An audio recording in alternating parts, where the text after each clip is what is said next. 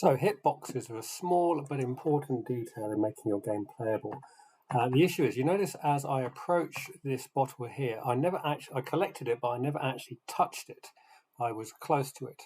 Now there's a reason for that, and that is the hitbox, or what they call a collision mask, is not very accurate for good reasons. So if I go to edit collision masks here, you can see what actually happens. I touched the bottle with just like this part of my collision mask hitbox.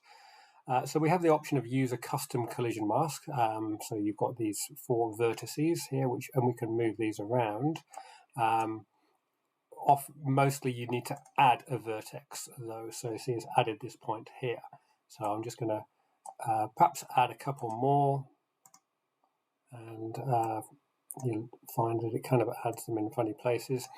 You don't need to add a lot.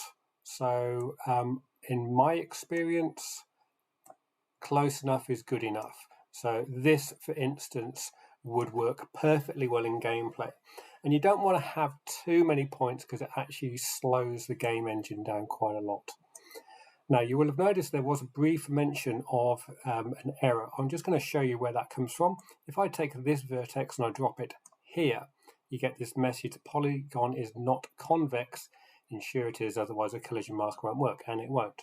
So convex means that it goes in at this point, and concave is when it goes in, convex is when it goes out. You might have come across this in physics with lenses.